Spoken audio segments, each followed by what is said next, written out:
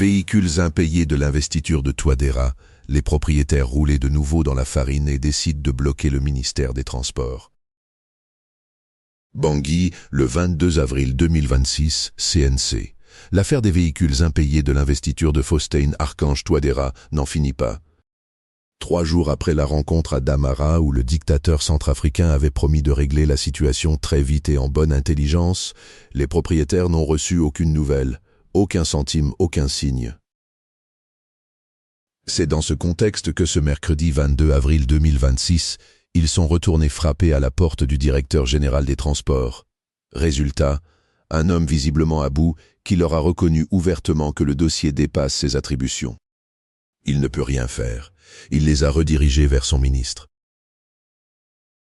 Les représentants des propriétaires se sont donc rendus au bureau du ministre des Transports, Gautron Jono Ahaba. L'homme les a reçus et leur a tenu un discours précis. Lui, il ne gère que les bus, les minibus, les véhicules de transport collectif. Les voitures de particuliers mobilisées lors de l'investiture, ce n'est pas son dossier.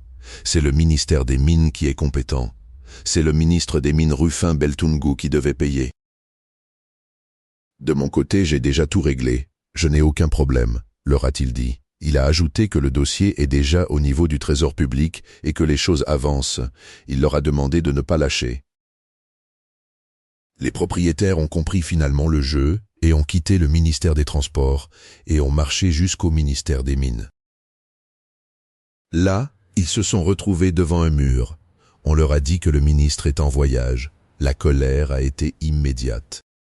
Ces hommes et ces femmes qui ont mis leur véhicule à disposition de l'État le 30 mars pour la prestation de serment du dictateur centrafricain au stade 20 000 places de Bangui, qui ont ensuite couru de bureau en bureau pendant des semaines, qui ont envoyé 3 délégués jusqu'à la ferme présidentielle de Damara pour remettre les dossiers en main propre à Touadéra lui-même, se retrouvent ce mercredi 22 avril avec la même réponse que depuis le début. Personne n'est là. Personne ne peut rien. Pour rappel, depuis le début de l'affaire, le jeu de renvoi devient un jeu de chat et souris. Le directeur général des Transports, Wenceslas Ngwele-Kumon, renvoie vers l'ONEM.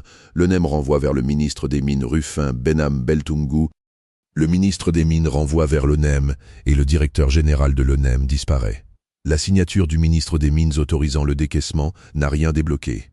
La rencontre avec Touadéra à Damara n'a rien débloqué. Le Trésor public est cité, mais personne ne confirme un paiement. Devant la porte close du ministère des Mines, les propriétaires ont pris une décision. Plus question de frapper aux portes poliment. Chacun amène son véhicule pour bloquer l'entrée du ministère des Transports. Personne n'entre, personne ne sort, jusqu'à ce qu'une réponse concrète soit donnée. La décision est prise pour ce jeudi 24 avril.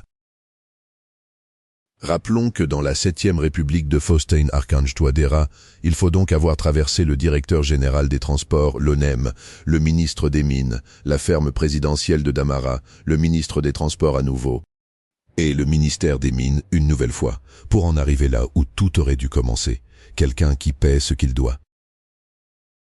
Par Alain Zilo, contacter Corbeau News Centrafrique, Corbeau News Centrafrique, tel WhatsApp, +236 75 72 18 21,